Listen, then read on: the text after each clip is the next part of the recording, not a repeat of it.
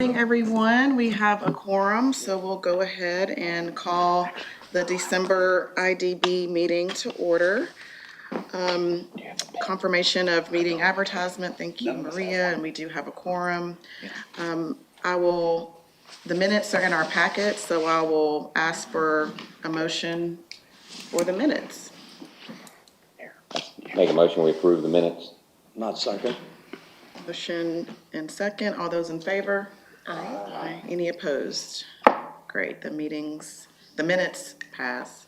At this point, we will recognize any person wishing to address the board. Anybody here today wishing to address the board this morning?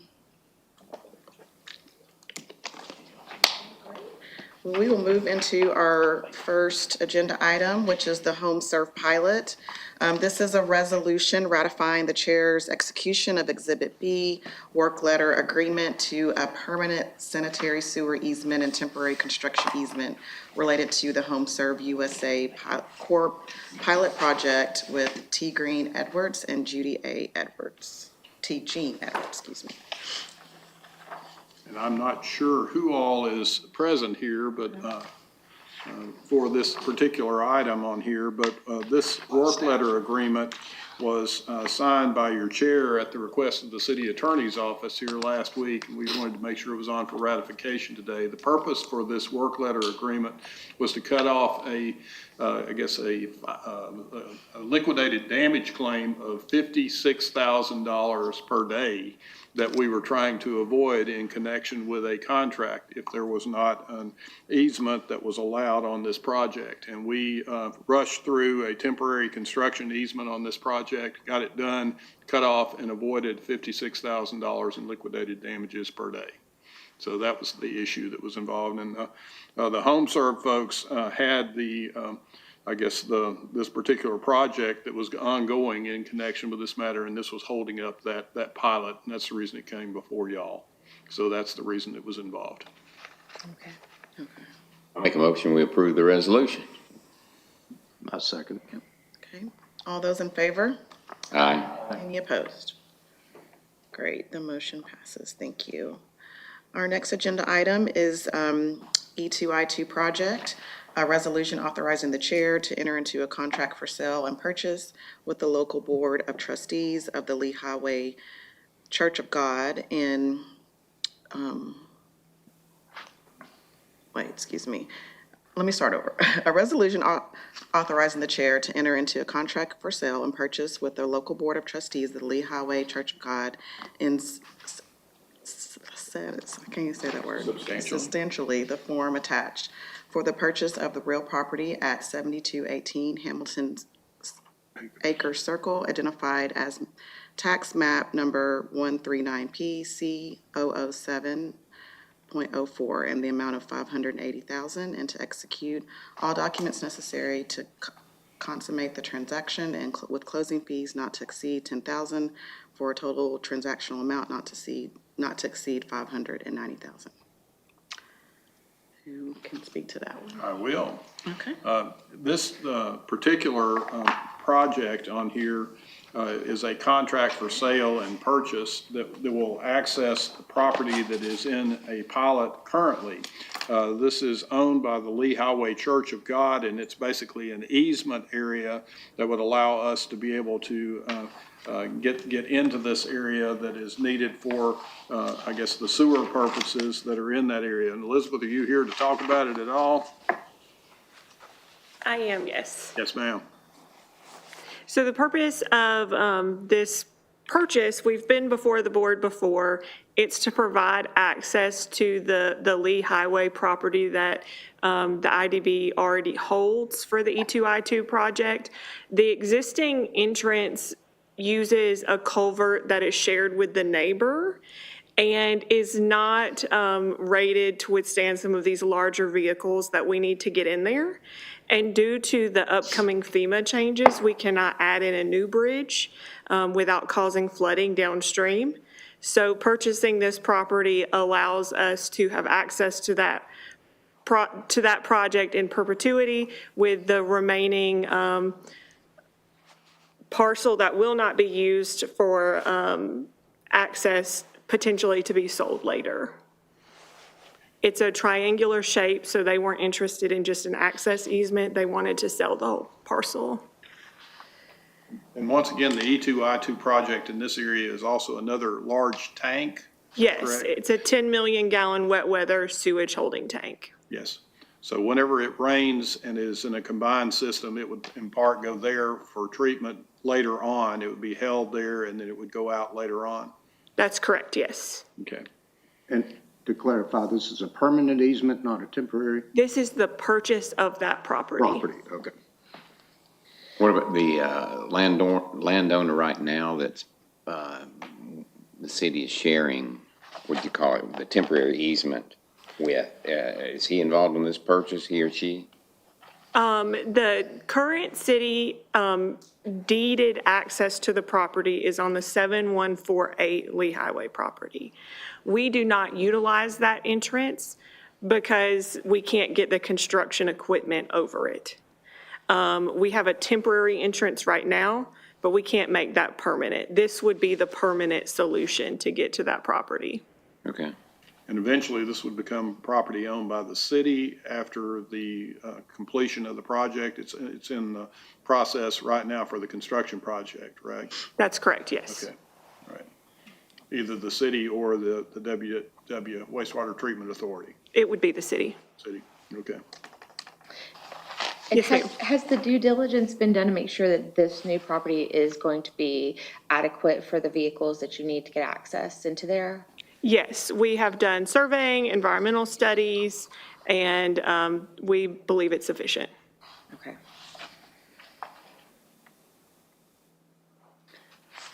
Any other questions? I'll make a motion, we approve the resolution. Second. Thank you. Moved and seconded. All those in favor? Aye. Opposed? Great. So moving on to other business, we have a couple of discussion items. The first is reporting of the TIF final audit report.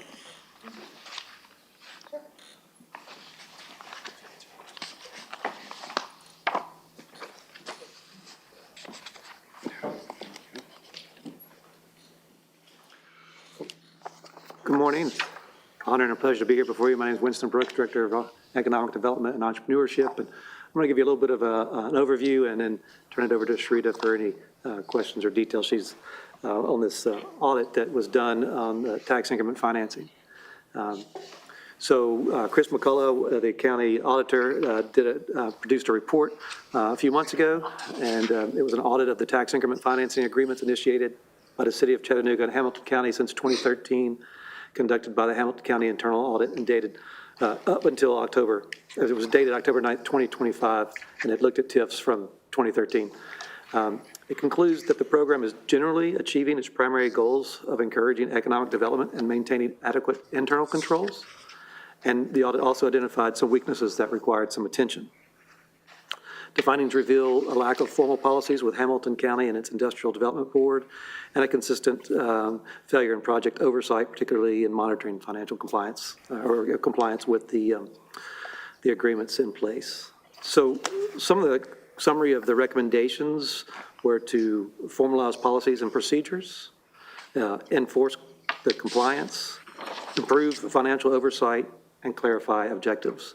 And so to that point, the software that we've recently, that this board thankfully has approved, so-called Civic Serve, is tax increment financing software as well as other incentive software that will help us manage the financing and financial reporting and the compliance aspects of all these things. So that's one leap, giant step towards helping manage this project as these come online and we get more and more. There's several of them out there right now. So with that, I'll turn it over to Sharita.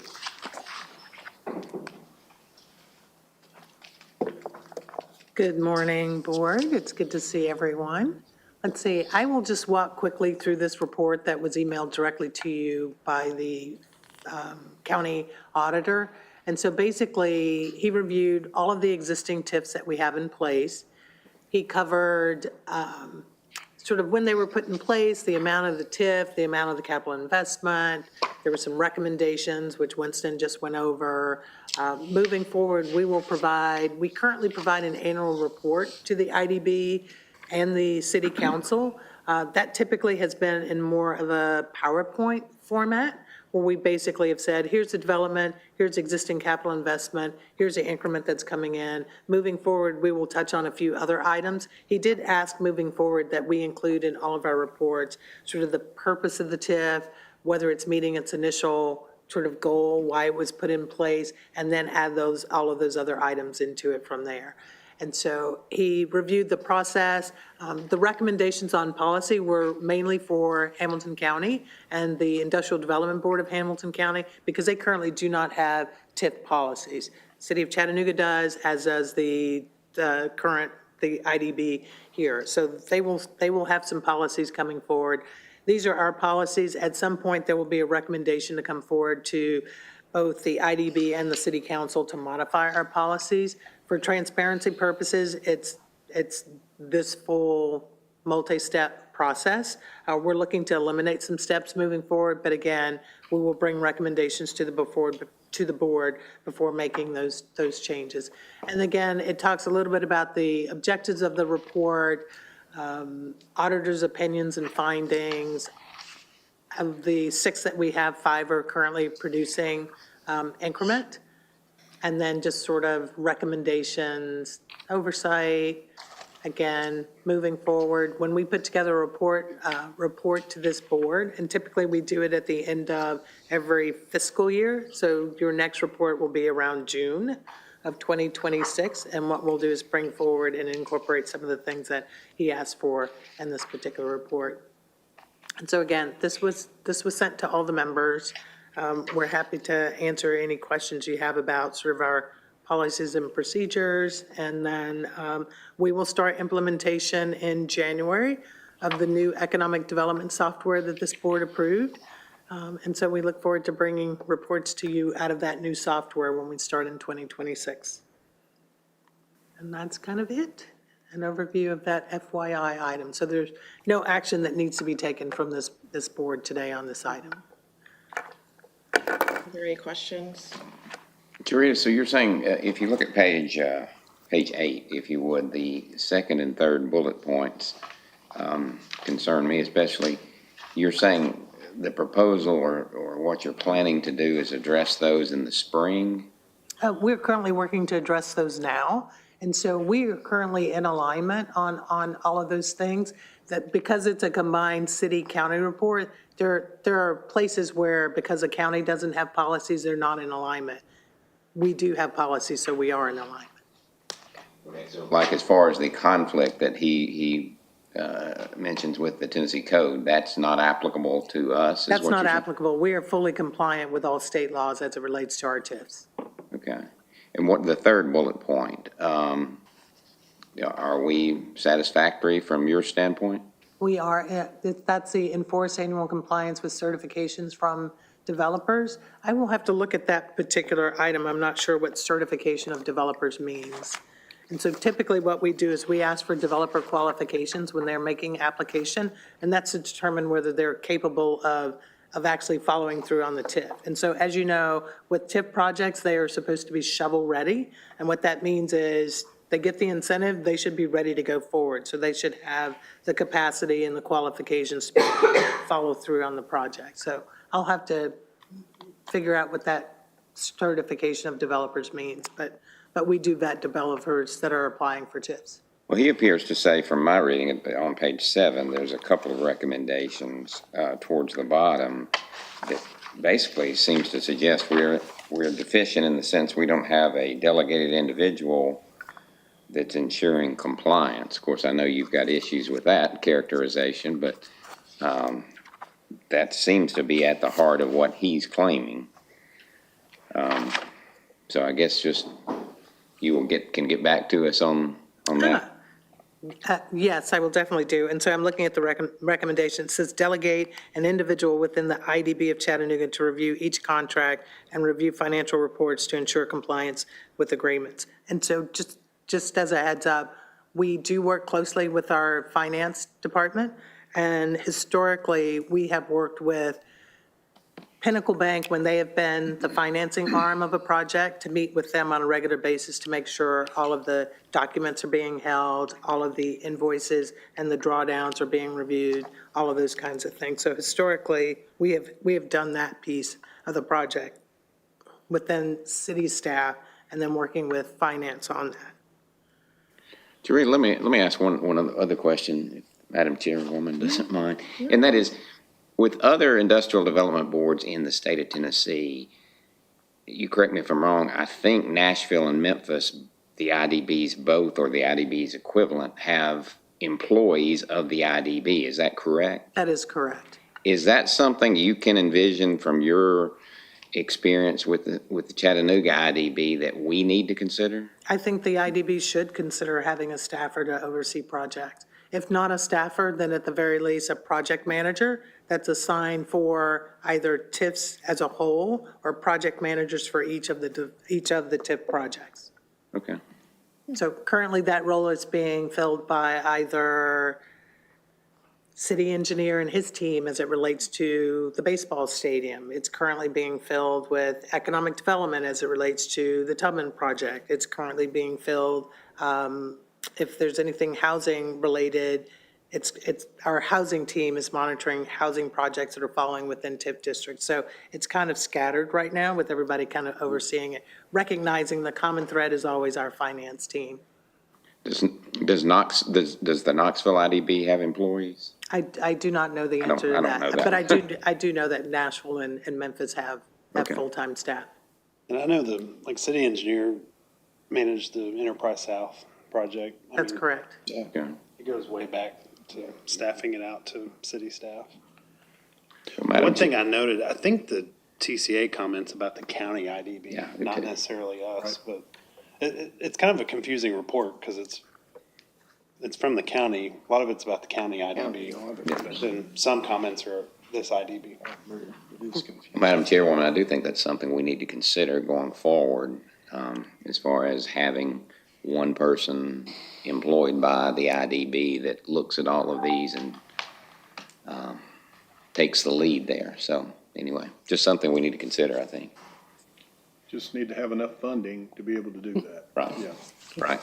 And so currently, under each of the TIFs, there is an administrative fee, and that fee could fund a position that would oversee TIFs if the IDB wanted to look into that. And that person would be on your team, I'm assuming? Or, To be determined. Not sure how that would work. I would have to ask the city attorney how that. The city attorney would say that there are separate corporations involved here, so it'd be an employee of this It would corporation. be an employee of the IDB, I believe. Correct. Yeah. But considering the number of pilots, where the IDB is holding property, holding title to property under pilots, and the TIFs, where the IDB is holding the funds in the TIF, for the TIF accounts that are set up with the IDB, it's something worth considering moving forward. I would also argue we can increase the admin fee to cover it. Yes, you could, They'll pay the fees. They want the TIFs. yeah. yeah. Perfect. How would you like for would you like for staff to look into that, make some recommendations, first quarter? That would be great. I think it would be, yeah, Okay. please. Okay, And do you want me to address the enforcement of the compliance and certificates and things? sure. Thank you again, Winston Brooks. Just wanted to provide a little bit of context around the statement about the enforcement of annual compliance. And so that has a lot to do with going back and looking at the development agreement and making sure that those agreements are being lived up to, and if there's any penalties that need to be addressed because of something not being done, that would be the time that you would enforce that too. So just wanted to follow up on that.